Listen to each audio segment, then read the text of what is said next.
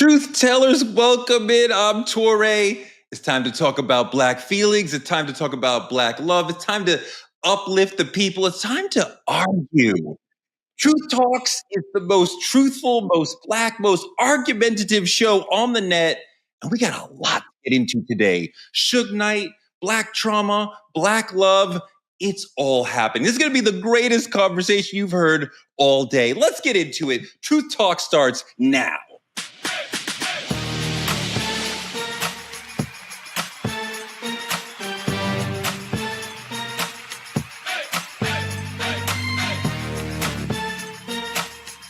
Are y'all ready to roll? Let's go. Welcome to Truth Talks. We used to be the #1 show on Fox Soul, but now we're here for the rawest conversations about all things Blackness. We will not agree with each other, but we will love each other at the end of the day, because this show is about like friends arguing at a bar from a Black point of view. And we're so different that some of y'all will agree with one of us, or at least go, she made a really good point there. Speaking of making a really good point there, the returning superstar, the heart and soul of the show, Dr. Cheyenne Bryant. How are you, my sister? Thank you, Torre. What's up, Truth Avengers? It's your favorite dog, Dr. Bryant. And I think today, I'm going to make sure I disagree with you, Torre, on just about every topic we talk about, you know? And this is the thing. Whenever your curls are popping the way they are, I know that you got some real good information underneath that thing called your brain. So I'm ready for it. I'm ready for it, brother. So you're just going to disagree with me just to disagree with me? Probably so. That's standing 10 toes down and doubling down and all those other things that you do.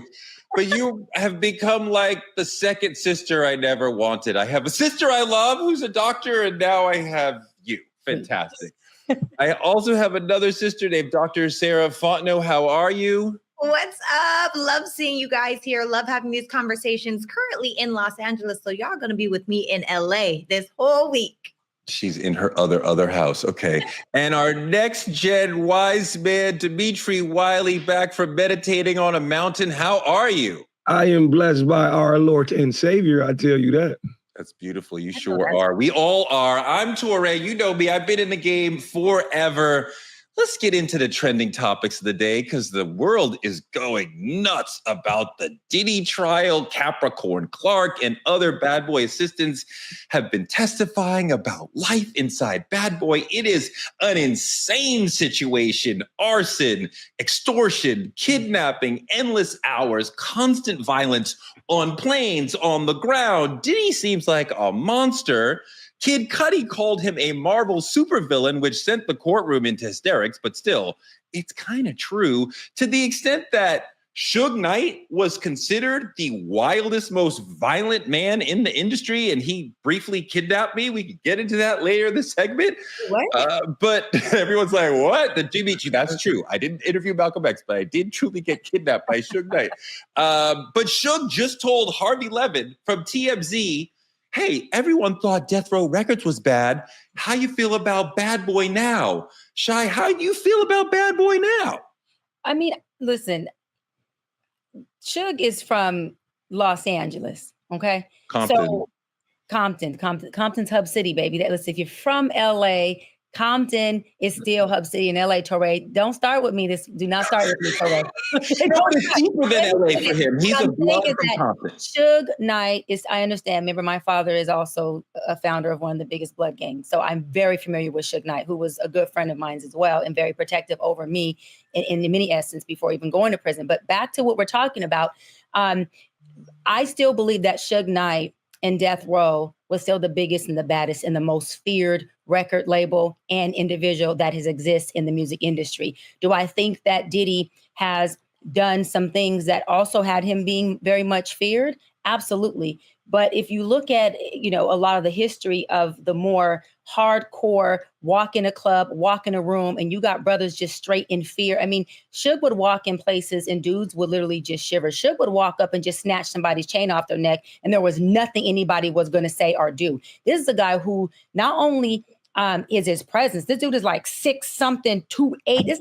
big dude, had a very dominance when he walked in the room, but his personality and his resources and his gang lifestyle and mentality was something that people fear and still, believe it or not, fear to this day with him being in prison. Yeah, people are opening up and talking more smack about him because he's behind these bars thinking he's never getting out.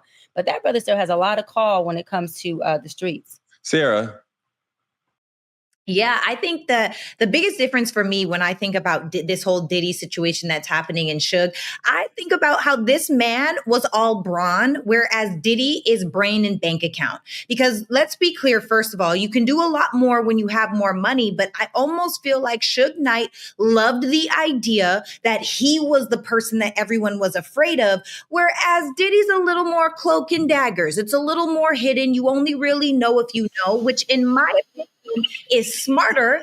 And I feel like when you're the person at the forefront, punching people in the face, dangling people off of a balcony, I think we've all heard allegedly that he dangled Vanilla Ice off of a balcony. Like, that's kind of sloppy to me. You're supposed to have people to do that for you. So, was it worse? I think it was more direct. I think it was more in your face. I think it was play with me if you want to.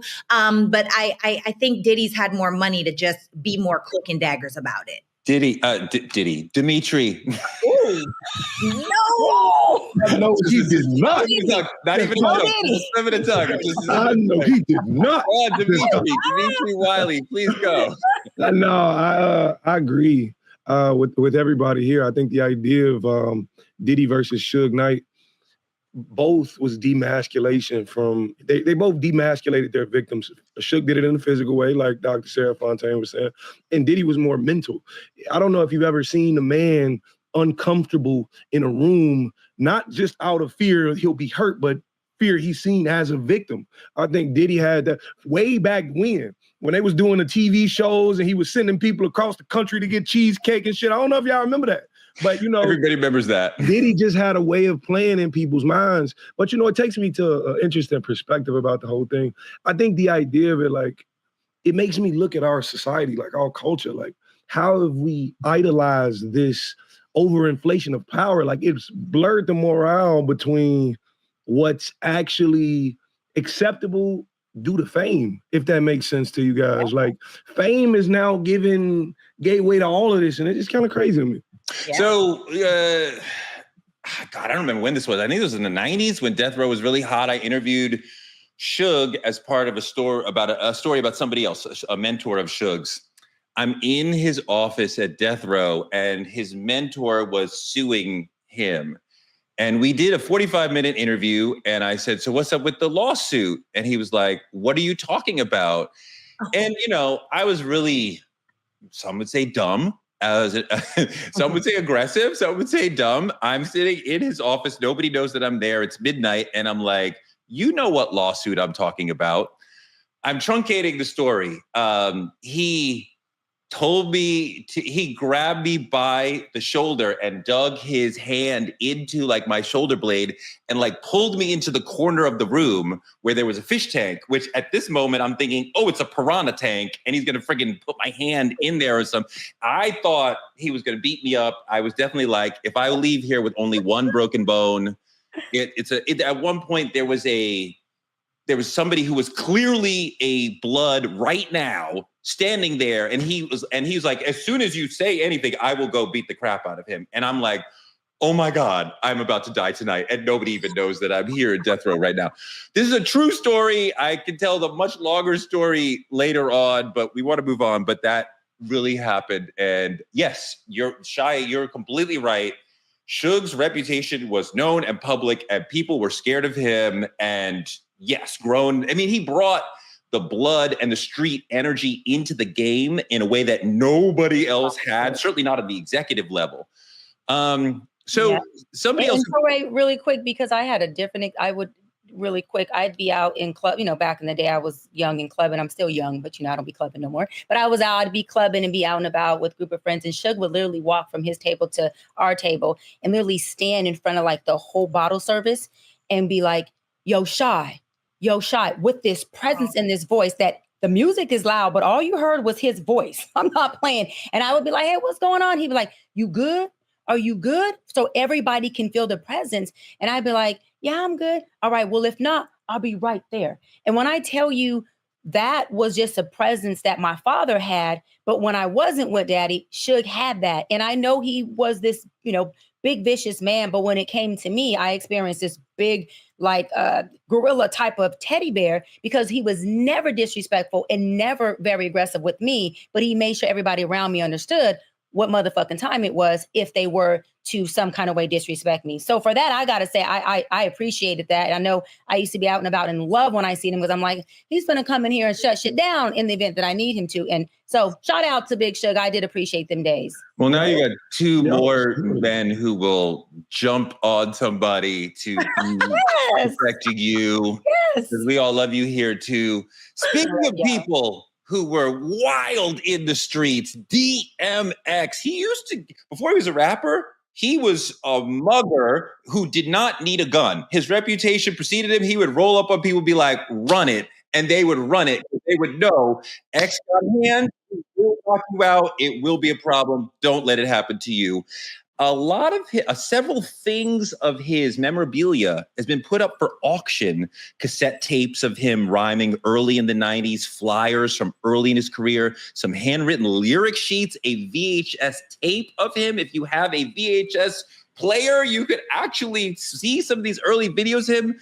So now these things, this memorabilia is coming from a friend of X's. So the money will go to the person who owns the stuff now. That's the way auctions work.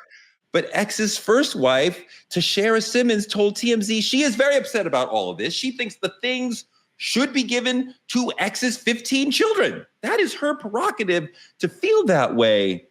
But Dimitri, how do you feel about the friend selling the memorabilia and not giving it to the kids? Like, you agree with Tashara or not? I'm gonna be honest. It's in possession. The thing about it is there's no moral compass to what you should do for your dollar. Cause the thing about it's heartbreaking. Like, I get it, it's heartbreaking. But honestly, I'm not surprised. Like, in the Black community, if you specifically focus on the Black community, we prepare for death emotional, never economically. Like, we just don't believe we gonna die. Like, it's our time. Like, no life insurance, no XYZ. And this is very common in the Black community. So when things like this happen, we start to feel like, oh, it should happen in death. When in all actuality, it wasn't happening in life either. Like, y'all ain't had shit in life either. Like, but I digress. Cheyenne, I want you to respond to that. But I mean, I personally have no knowledge of DMX's estate, whether they have a lot of money or not. I have no idea, right? I have no evidence or knowledge on that. Go ahead, Cheyenne. I just want to piggyback off what Dimitri said. I feel like if there was a trust or a will, then possibly they would be able to follow exactly, X's desires and his will for his children. I think that when you get to this place of post-death, again, because we are a very interventive community and not a preventative or a preparation community, we run into these things, especially when you start to talk about men. And all due respect to X, love X, right? He was one of the best. When you have men who have multiple kids by multiple women, this also becomes an issue because you don't have one wife, which is the go-to, right? To say, hey, listen, my husband and I had these conversations and we have all these kids and this is what we would like to be done and contribute to our children. You have multiple women who are mothers of their kids or baby mamas that you also have to consider what do they want with their kids. So what am I saying is that blended families can work, but when you start to have these multiple baby mamas, these broken homes and broken families, this is a direct result of not having your shit ready and also procreating in ways where, things are spread out so thin that everyone takes a loss. Just like in this case, all the kids are taking a loss because nobody is going to reap the benefits of this man's legacy and long, hard-worked career that X has obviously worked hard for, and no one gets it but his friend selling the memorabilia. One thing that I can say, Sarah, I overheard, because I was doing a story on DMX, so I hung out with him for like 3 days in LA, and I overheard him talking to Tashara for an hour. And the love for her and the family was clear. Like, he loved his kids. He loved her. So, I mean, blended family, all that, but he did love this woman. I heard him on the phone with these children. He loved those children. He loved being a father. He loved being a husband or a longtime boyfriend with Tashara. But I know, Sarah, you are very let's say, knowledgeable and aware financially. And I want to go back to what Dimitri was referencing around estate planning. Black people, sometimes we're not as forward thinking. And I'm not necessarily saying DMX is or isn't, but like, that's kind of what subject we're on here. Where should we be in terms of estate planning if we have something to pass down? What are the things we should be doing? Well, as Dimitri said and Dr. B said, life insurance is great. Trusts are great. But honestly, I feel like we have a generational flaw. We have a cultural flaw in the sense where they don't teach financial literacy inside of school. The only way that you learn financial literacy is if you outwardly go and seek it, you have a mentor in it, or someone in your family is involved in it. And unfortunately, for a lot of the Black families, number one, we're all focused on make the money. We don't talk about keeping the money, sustaining the money, or leaving money behind. We talk about what do we have right now? What cars, what jewelry, what this, what that, especially inside of this industry. And so when you think about how different music legends and their estates, we've seen this before with Aretha Franklin, with Michael Jackson, with Prince. There are so many different people that were not able to pass down their estates to their family or their children because they themselves were not financially literate. And so it goes back. I'm sorry. Prince did that, and Michael Jackson did that. But I want you to give us examples of what we should be doing, what Black people should be doing for our children. Yeah, for number one, okay, this is loaded. I got 30 seconds to tell the truth. Number one, you could when your kids are young, you could get them a custodial account where you're paying a few $100s into it at a month. By the time they're 18, your kid could have $1 million. You could do a trust where you get paid by your trust. Let's say that you start a side business on the side. If you start a side business, you have an LLC. That LLC is paying you. You could pay yourself less to be able to qualify for certain things that we might talk about in different topics. There are so many different ways that we could set ourselves up if we knew the loopholes. Because please believe these wealthy people, I know wealthy people that can qualify for food stamps. Okay, let's just keep it real. There's a lot of loopholes that we're not clear about, but to keep it really basic, a custodial account for your children is amazing. A life insurance policy on ourselves as parents, or as we get older, for our families, on ourselves and on our children, because you can also use a life insurance policy, something that you can borrow against and put the money back, but it still grows as if you never really took the money. There's so much to get into, but I would say those are two really great starting points. And trusts are great for taxes. That's all I'm going to say. Speak to a financial advisor and look into that for you and your family. Let's do more on this later, because money is so important and it's such an emotional issue. And there's so many great Black financial advisors out there.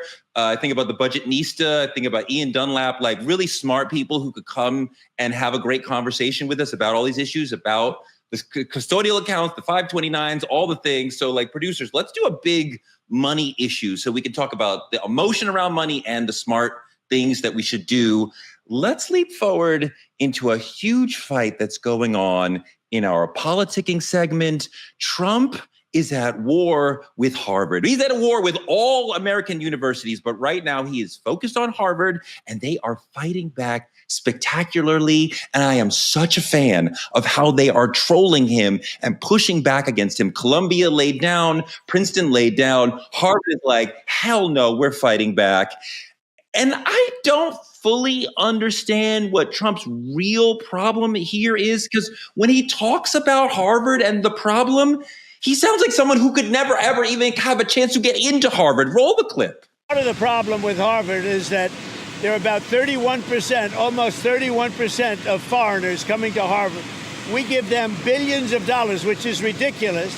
We do grants, which we're probably not going to be doing much grants anymore to Harvard. But they're 31%, but they refuse to tell us who the people are. We want to know who the people. Now, a lot of the foreign students we wouldn't have a problem with. I'm not going to have a problem with foreign students.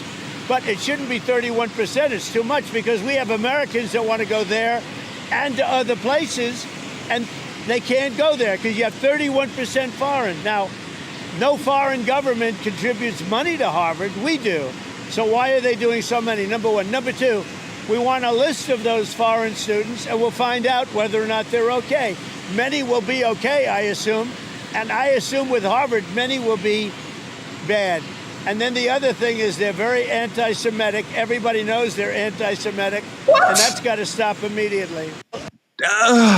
It is hysterical to have Trump, who hangs out with Holocaust deniers, talking about Harvard as anti-Semitic, but whatever. Shai, the attack on Harvard and really all private universities will have an impact on Black students. Talk about what this all means for Black students.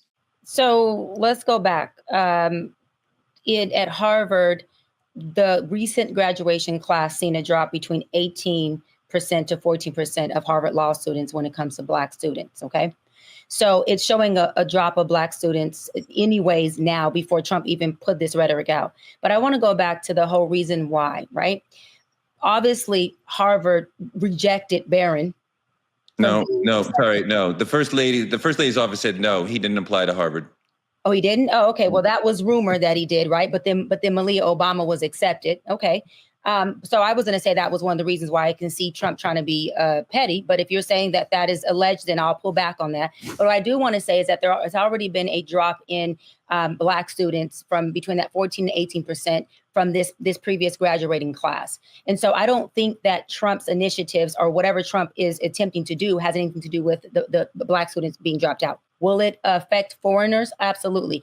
But we already know that Trump is trying to put these huge hedges around our country so that we keep foreigners out more in a way so that he can pun intend them for them to do what he says and how he says it. And if he doesn't, he is going to try to take away every single resource for these outside countries that he can. So until Harvard does whatever the hell Trump wants him to do, and until these foreigners do exactly what he wants, which is more of an economic thing, then Trump is going to be pressing and putting his foot on the gas against anyone who doesn't align with his dictatorship, because he is not a president who is, again, in a democracy. He is a president that is saying, I, Trump, have a call of action. I, Trump, have a plan. Whoever doesn't fall into this plan will get what we were just talking about, Suge Knight and Diddy. He ain't no different. He just happens to be in the White House. Dimitri. Okay, me personally, fuck a rumor. I think he applied. I honestly think this is petty. I'm gonna be honest with you. This is me personally, because they're gonna say whatever they want to say. They've been lying to our face for fucking forever. The thing about it is, for me, I've never seen a more emotional president in my life. I've never seen somebody so hell-bent on getting their personal vendetta off with policies. I've never seen it in my life. And the thing about it is, it's defunding the future. It's defunding the future of Black. If we gotta go abroad to fucking further education, it's not just a brain drain. We watching defunding. Like they're literally and it's specifically because he's emotional. I think he applied. I think he didn't get in. But to me, I also think that to Trump, if you're not white America, you're foreign. That's how you look at it. Yeah. That's how you look at it.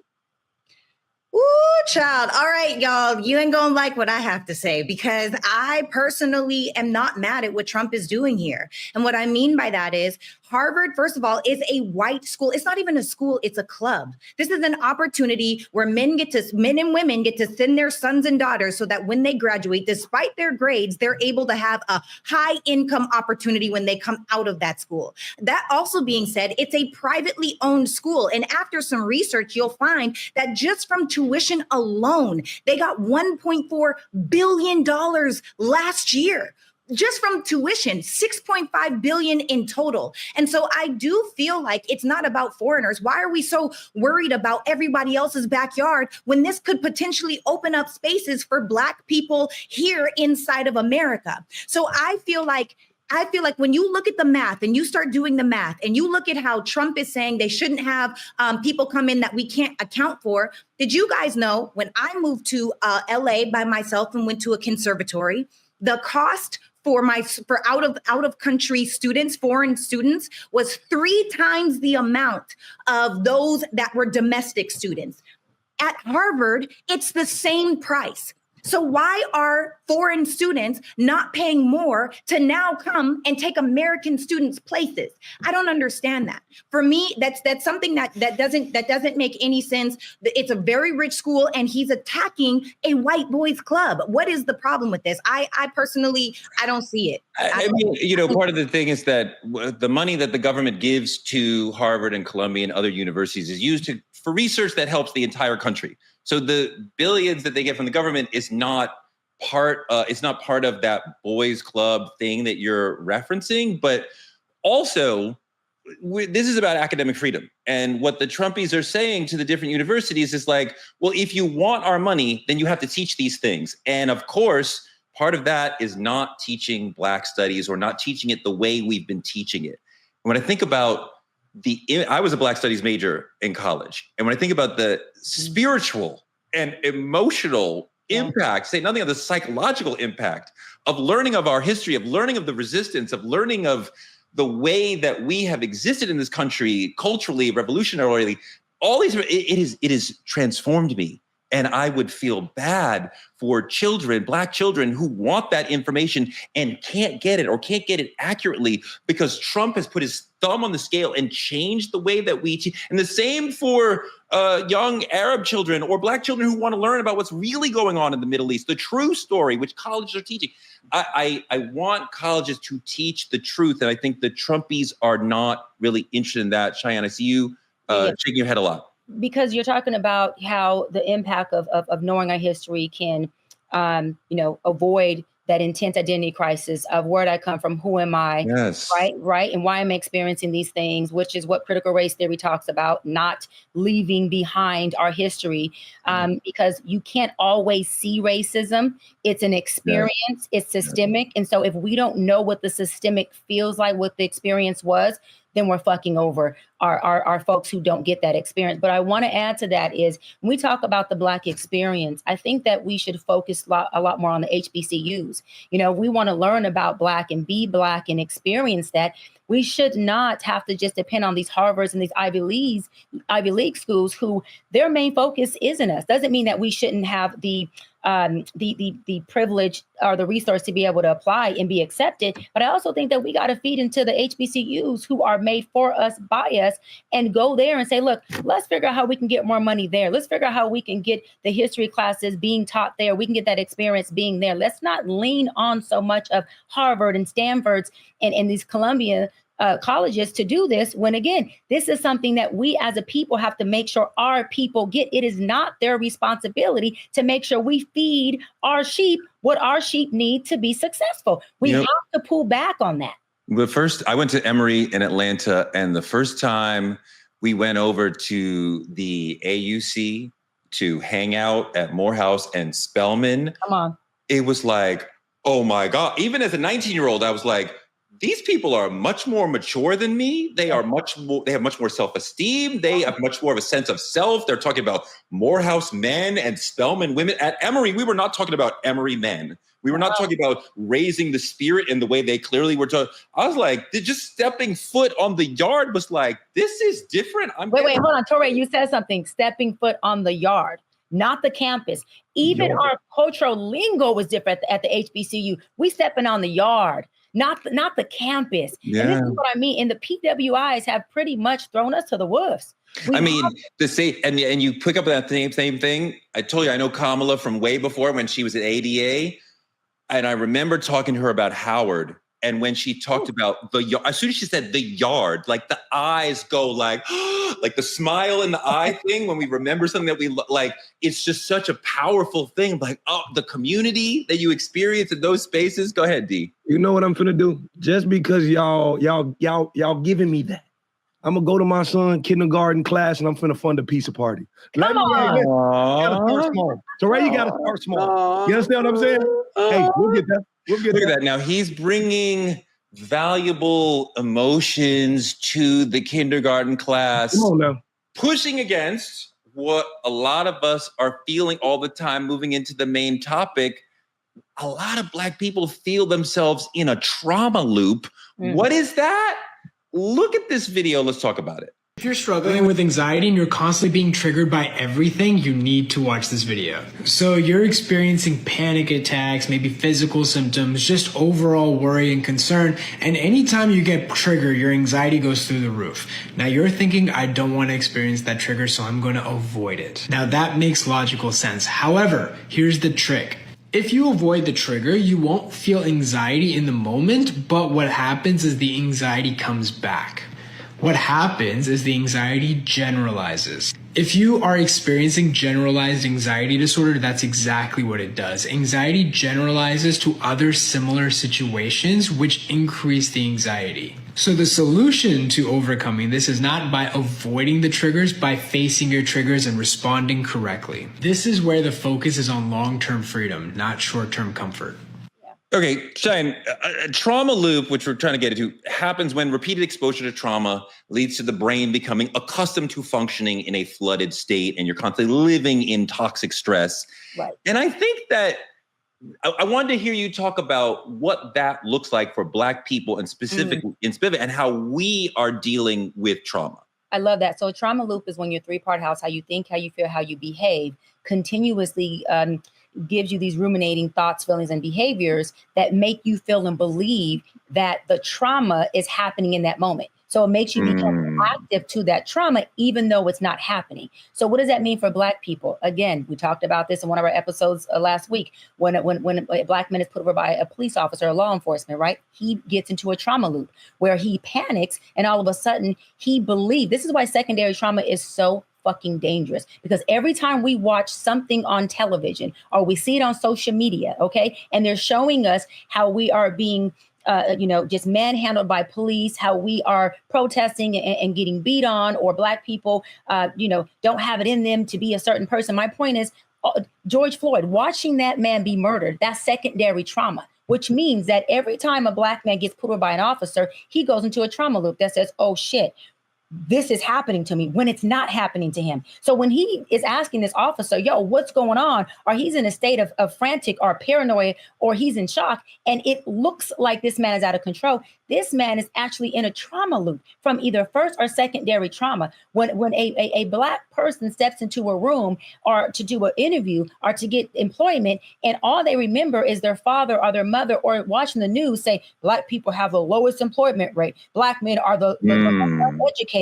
Black men are not fathers, which is not true, by the way. Okay, not true. That's a false narrative. That is secondary trauma. What do you think happens to that Black man when he goes to get a job? He is already looping, saying, I'm probably not going to get this. I'm not good enough for this job. Yeah. I'm not qualified. Where I come from, it disqualifies me. So why am I here? But I got to show up. And when that man can't operate at the level that he really can because of his trauma, that is him being reactory, because the nervous system becomes activated when you believe here, not when you're experiencing externally, but when you internally believe, I am in a trauma spot right now.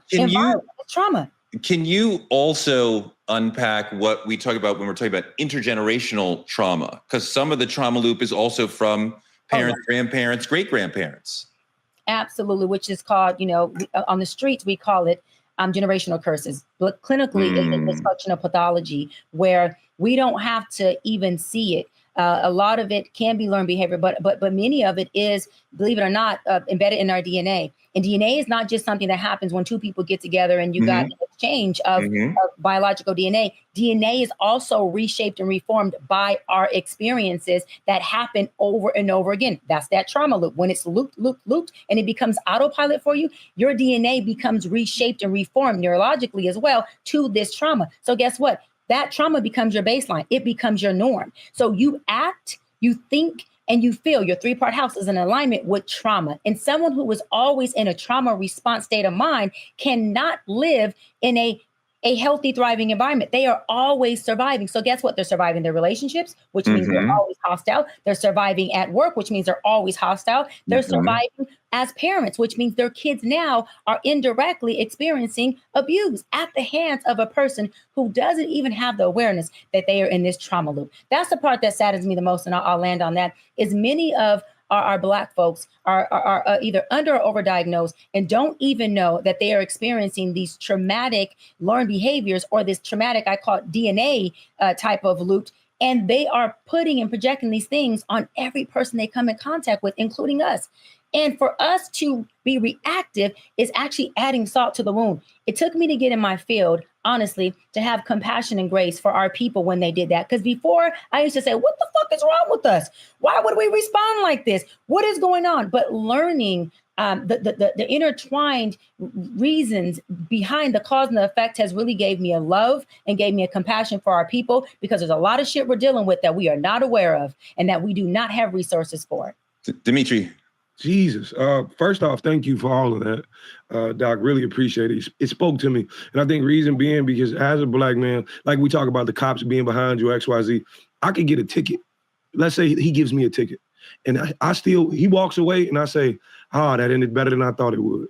The moment I start to think like, oh, I'm going to jail, and I ain't even done shit. I'm a good civilian. My registration's clean. I ain't even done anything, and my mind automatically goes to, I could die here.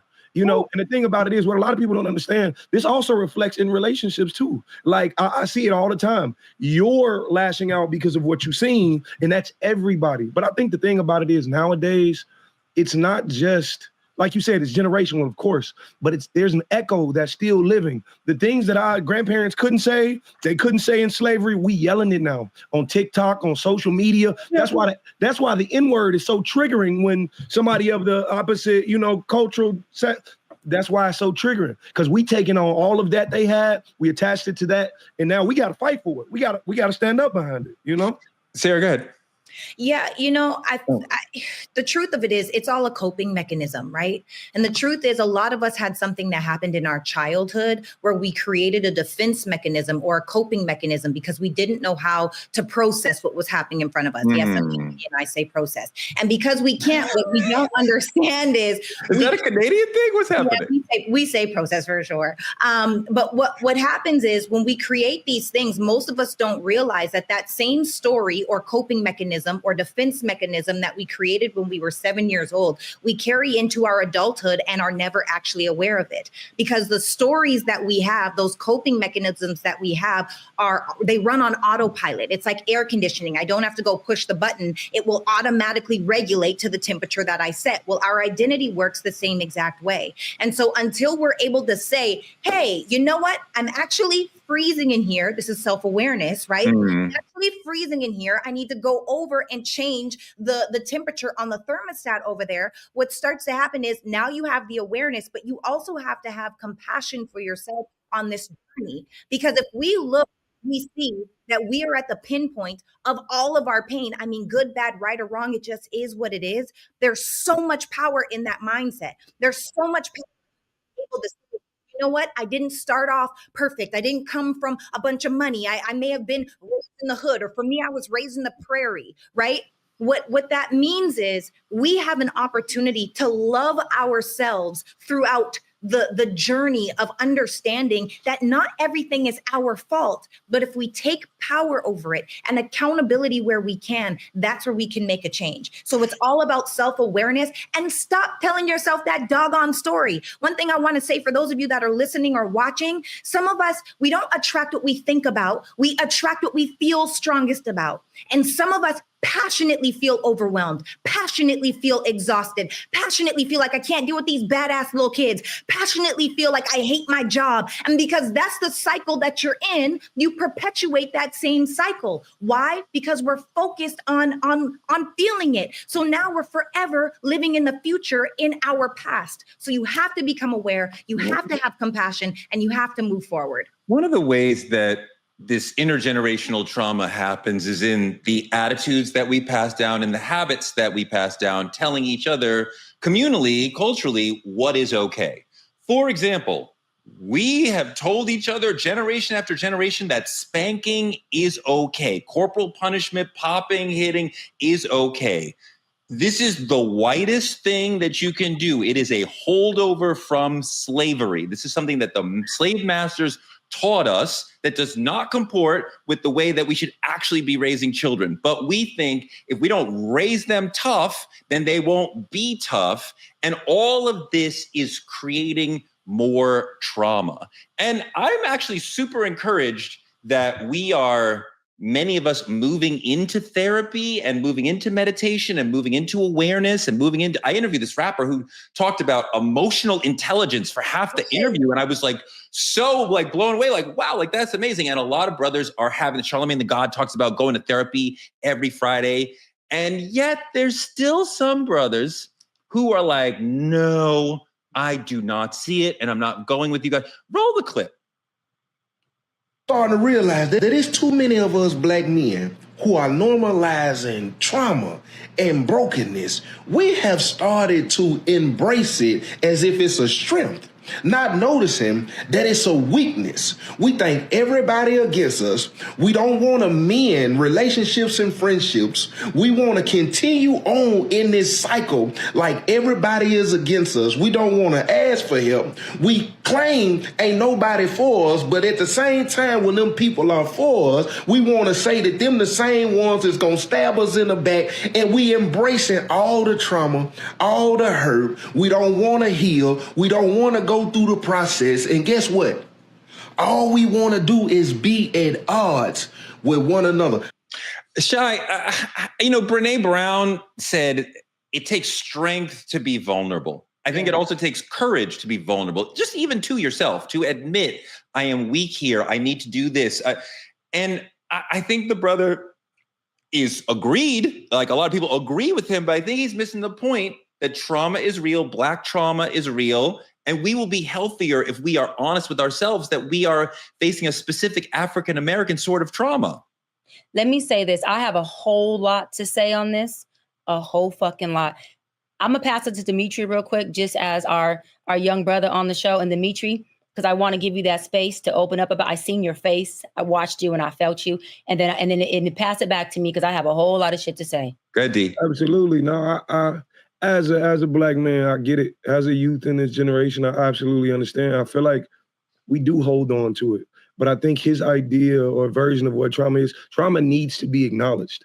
And that's the thing about it is, but it's not a space you live in. Come on. Trauma healing comes when you've accepted the trauma and you understand how to act going forward, how to forgive going forward, how to accept relationships going forward. He talked a lot about not being able to trust people. And the thing about it is, of course, you can't trust everybody. That's a defense, but that's not related to trauma. You may contribute to trauma, but can I see the video again? Because I just want to make sure. Yeah, let's do it. Starting to realize that there's too many of us black men who are normalizing trauma and brokenness. We have started to embrace it as if it's a strength, not noticing that it's a weakness. We think everybody against us. We don't want to mend relationships and friendships. We want to continue on in this cycle like everybody is against us. We don't want to ask for help. We claim ain't nobody for us, but at the same time, when them people are for us, we want to say that them the same ones that's going to stab us in the back,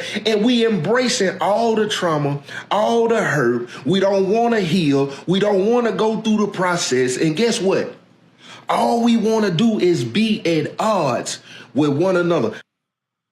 Yeah, it's exactly as I thought. The idea of it is that he's saying we're hooked to this thing, but I think it's a rise in mental health and awareness these days. When it comes to our generation, we're noticing it more. So everybody's trauma dumping at one time. Everybody's saying, this is my trauma. This is what I'm forced to live with, X, Y, Z. So the thing about it is he's saying this has become our custom. This is what we're used to. I'm used to people going on Instagram and I'm seeing how your whole life played out because you just typed this whole thing in paragraph form instead of going to seek therapy, instead of going to seek help, instead of having conversations who can actually help with people. And I think it's absolutely true. I think the idea of healing starts with acknowledging me just throwing it all on the table ain't gonna fix the problem. I gotta get to the root of it and then I gotta break it down. Yeah, and I gotta say this real quick, and I'm gonna move to women trauma. Kudos to that black man for wanting to be an accountable black man. But brother, you can't trust fucking people. You have been dogged. People have been disingenuous to you. You have experienced police brutality. You have experienced racism. There are a group of people who are intentionally doing things to make sure they demise and keep the black man down. So let me tell you this, brother, this isn't just trauma. This is reality for many black men. Should y'all work on it? Should you heal? Like Dimitri said, should you go to therapy? You're damn right. But should you negate the fact that this is a reality, that they are putting a narrative out there that black men ain't fathers when black men are actually the number one fathers in present? You know that, Torre? That's I know true. two fathers on True Talks right now. There's Dimitri. No, that's true. I have seen y'all be nothing but amazing fathers, nothing but that. So what I'm saying is, for this brother, I want to actually validate people to say that, listen, black men, you have every right to feel exactly how that man feels. What we want to do is we want to stop the trauma loop. We want him to get a new experience and be able to say, when the new good experience do present themselves, he can have the awareness to differentiate the difference and say, wait a minute, I'm not actually experiencing the trauma that I have been experiencing. So let me embrace this new experience so I can reprogram, recalibrate, and I can actually have a better experience for myself and my kids. But I don't want to take away the truth of Black men and a lot of their experience of being unable to trust people in this world. I'm not going to do that to my brothers. It is true for many. With the loop, Cheyenne, there's so many ways that the struggles of the past are just dumped onto us by the older generation, and we accept these. And like, racism is real, police brutality is real, but the emotions that we carry because of the past of brutality, lynching, all the things, it carries forward. We carry it like baggage. And I mean, if I came to you as a patient and said, hey, I am carrying the baggage, I can hear my grandmother in Alabama in the back of my mind, right? Mm-hmm. What would you say? This is what I would say, especially if it was you and you have a wife, right, Touré? What I would say is, guess what? That is directly impacting and affecting the woman in your life, which is causing trauma on us, because one can't rock without the other. I would tell Dimitri, you have a son. Do you plan on having a wife? Dimitri, do you have a mother? Dimitri, I'm your friend. So your trauma and the things that you're experiencing, if it doesn't heal within you, is going to impact all of us, because trauma within women is a big, big deal as well. A lot of us women, especially Black women, are experiencing a lot of trauma that we have to put our cape on, that we got to throw on our fucking back, that we got to still raise kids, get a job, work, go out there, mentor, mother, preach, teach, be single mamas and all that, and still have to carry the torch in this community of being the most educated, the ones who are the CEOs, the C-suite, the executives. And guess what? We still have to do that and protect our brothers and say, listen, although our brothers might be slacking, at least for me, I'm still going to ride with him. You still can't talk about him. You still can't down him. You still can't be racist toward him, because I'm going to stand on minds for minds. But I'm going to have that sidebar conversation like I do Dimitri, or I'm going to have that pillow talk that says, baby, you got to get your shit together. And we got to have a plan of action to do so. But in the forefront, I have to make sure as a Black woman, I am protecting and covering every single thing that comes with me, to me, and connected to me, including, to your point, Touré, my aunt, my parents, or my grandparents, or the family members that we're caring for. It is a lot of weight when it comes to Black women trauma. We don't even want to start this conversation. Sarah, do you see ways that the trauma loop has played out in your life, going from, being younger to now? Of course I do. I think that we all have trauma. And just to take a step back, I want to define what actual trauma is, okay?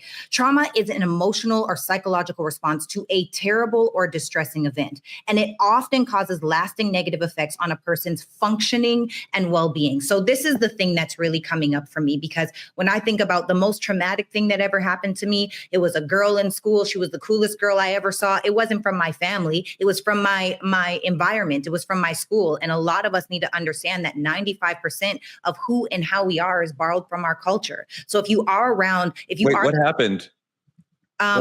So there was a girl in my school, I'll call her Jane Doe. Jane Doe was the it girl. She could sing, dance.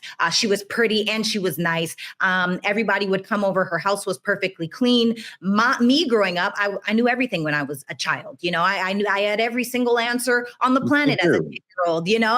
Of course I knew everything. And nothing different. Right. So when my parents would tell me to do things, I wouldn't actually listen. But I invited Jane Doe over, as long as the main areas were clean. Your bedroom, my mom's like, I'll shut the door. You want to live in filth? Be filthy your damn self, and that just was what it was. But when I invited Jane Doe over, she came over. She didn't stay very long. The next day when we went to school, she told everyone in school how dirty, disgusting, and nasty I was. And in that moment, what I didn't realize, that distressing experience for me, was I created a story that said, if I let you in, you'll betray me. Now, this is an example where our trauma loops will continue to circulate until you identify it and abrupt it. So I didn't know that story until I was 28 years old. And through that story, this is where I found out, or how I found that, was doing this I'm sorry thing. I sent a letter to everybody that I ever wronged and everybody that wronged me, all these things. And I identified different places, but it's no wonder why I was paralyzed by my first ex-fiance. It's no wonder why, when I broke up with my boyfriend, my best friends at the time would sleep with my man right away. It was no wonder why, because I had to validate this story subconsciously that said, if I let you in, you'll betray me, right? So that's an example of a trauma loop, but it's important to just be aware of what that is. You don't have to be emotional and have a psychological response. That means it still has power over you. That's what's causing the loop. You've got to get your power back. I want to push you guys for one more sort of mental health sort of question that I think is kind of deep that Jody found for us. Roll the clip. Man that lives in America. I have generational trauma from my ancestors because of slavery. I still don't believe all of America is safe for my black skin.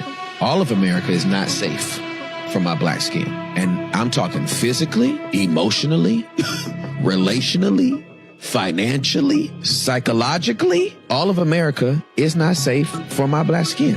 That's a fact. And I have a good life here in America. I love this country. It affords me a lot of freedoms. Freedoms that my ancestors had to fight for. Everything ain't bad in this country. It's just not. Unless that's the only thing I focus on. If that's the only thing I focus on, then I think all white people are devils. I think that the man is against me and he not gonna let me back my car to the driveway. At some point, he gonna come from my house. At some point, he coming from my wife and my kids. At some point, he's gonna try to flip me and take everything he has from me. I just don't believe that about all white people.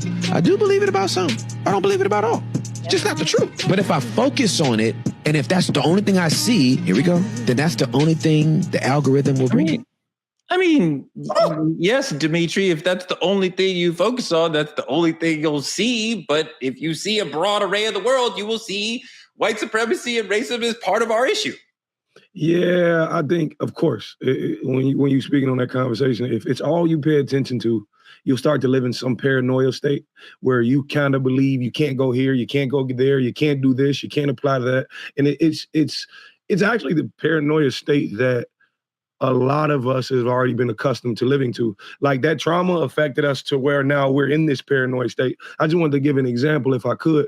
I recently had my mother on my podcast for the first time. I interview her. It was just so sweet. But the thing about my mother is, and I want to let people know that the loop can be broken. The thing about it is I've watched my mother grow more in her 40s than she did from the teens to the young adults to the XYZ. It's about understanding and seeing the loop in order for it to be broken. I remember one time I was 18 years old. I went to go buy my first foreign car. I was getting me a little Mercedes. I was working. I was doing XYZ. My mother told me, when that car get repoed, don't come talking to me. And the thing about it is, that's generational trauma she's taking from what her mother did to her, what the mother before her did to her, XYZ, blah, blah, blah. Nowadays, my mother came to me and apologized later in life. And she said, if I've ever told you anything that made you feel less than, she said, I apologize. It's about understanding what the triggers are and being able to break them. And I just want to say, there's no age where you can't do that. Sarah, do we use the word triggers too much? Yes, we do. Because a lot of people are using triggers as an excuse for their bad behavior and lack of accountability, cloaked in victim. Wait. When I say trigger, I mean you, Sarah, to be whoever, you did something to me. So it's not an excuse for my bad behavior. I'm saying you made me feel bad. But is it, so you are responsible for how you feel, number one. Number two, was that what I intended to do, or is that how you received it? Are you just taking it personal? Are you making an assumption, right? Most people's triggers are a literal lack in accountability, cloaked in victimhood for the ultimate deflection. How do you take blame off of yourself, point it at someone else, wrong someone else, shame someone else? If you show me a picture of somebody being lynched, I will be triggered. That is not me deflecting or not. I mean, like you're hit. I mean, talk to me. I feel like if you're okay, I know I'm about to piss a lot of people off because I believe in 100% responsibility and zero excuses. I am 100% accountability. If someone dies in front of me, I am still responsible for how I feel. If someone gets hurt in front of me, I am still responsible for how I feel. Is it easy to always be super regulated? No, I know Dr. B talks about all the time high functioning. I'm a very high functioning person, which can sometimes lack a little bit of compassion. I won't lie, because my brain does not wrap around, oh, this is all the feels. My brain wraps around logic, and logic says, damn, that is really sad. I hate that for that person. I don't have the outrage that comes out of me unless it's a dire and extreme example like being lynched. But if the trigger is, oh, I don't feel seen, heard, or acknowledged because you didn't, our community is becoming too soft. But there's very real, Cheyenne, there's very real things that happen in the world all the time that trigger us. Listen, motherfuckers are just triggered and triggering straight up.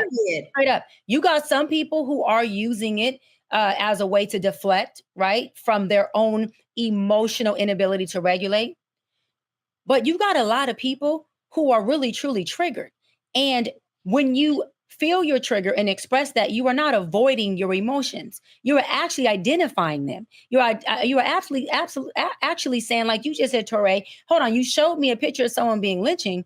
I'm triggered. Watching that video we just saw triggered me. When that brother was talking about how he views the world, but he has to make sure he doesn't view it in a way that keeps him oppressed, I became emotionally triggered. Honestly, I became emotional. Does that mean that I'm hiding behind some trauma I have? No, that means that I empathize with this brother on what he was saying. And so, yes, triggering is a word that people may want to throw around from time to time, but I also love that we are throwing it around. Let me tell you why. Because we are a culture that doesn't identify emotion a lot. We are a culture that doesn't express our emotions very often. That is what causes mental health issues, depression, anxiety, when you suppress your emotions. So if I got to have my clients come in session, if I got to have my brothers and sisters say, I'm triggered, good. What does triggered mean for you? What emotion comes up for you? What triggers you? Let's talk about that trauma, because that is a gateway and an entryway for me understanding what that means for you. So I push back. I hear what Sarah was saying, but I push back on the it being overused. I think it's a gateway to somebody saying I'm triggered. At least they know they got an emotion that we can then identify and work with. Please let me know when set boundaries with me so I can know how to help you help yourself, so we both won't be in this motherfucker triggered. With the notion of triggering, just the idea, which was not discussed 20, 30 years ago, I just am able to understand. You said something that bothered me. Yes, it's still my responsibility to regulate my feelings as a mature adult in the civilization, but I understand I'm not crazy. You said something that erupted something in me. Now I have to deal with that. But like, I'm not going to blame myself for suddenly having all these feelings because you told me you're not a good father or whatever. But you know, this has been another fantastic conversation with all you guys. You bring your heart, you bring your mind, you bring your soul to every conversation on this show. You make me laugh, you make me think. Even you, Sarah. Wait, Torre, I want to say something really quick for the folks in the comments. We're talking about triggers, y'all. I want y'all to drop in the comments, what triggers you? What just gets underneath your skin? We want to hear, what is your trigger? What is it? It could be something small, like when I'm at the red light and the person just sitting there. I don't care how big or small. Write in the comments what triggered you, and we want to hear from you, because I'm very interested in knowing who triggered you, what triggered you, and I want to see how we all can identify with that. I don't like being honked at. I'm just, that's my trigger. Don't honk. Oh my God. Oh my God. I might whip your ass when I get out this car. That's just me. I'm triggered. I live in New York City. The millisecond the light changes, somebody's like, I can't even have time to tell my brain to press the gas. Like, leave me alone. I am triggered. Now I want to get out of my car and talk to you with my fist, but I'm not going to. Did you guys know that road rage is it's a sign of low emotional intelligence? Just throwing that out there. It is. It's low functioning, Sarah. It's low functioning. Once again, Truth Talks keeps it real. I really appreciate the conversation, the love, the spirit. Dimitri, Sarah, Dr. Cheyenne, Bryant, thank you so much. We're going to have amazing conversations like this every night, 8 p.m.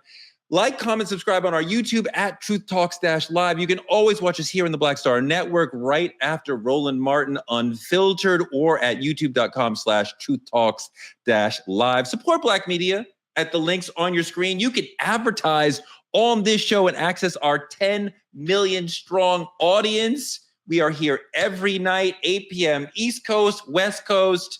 Get involved. This is the conversation you want to be having, Black America. We're going to be here every night at 8 p.m. And we have chat rooms now where you can come and hang out with the folks. Doc, tell them about your room. Listen, y'all, Doc Squad. I have my own Doc. We have our own Doc Squad room, and the lovers and the givers and the curly torades are not invited, just us. Okay. We're going to be doing a lot of that. Get, more of the doc talk, the one-on-one with docs. I'm even going to be giving away some one-on-one sessions to y'all. And that's a place where it's a safe space for us to be community, to talk, to chat.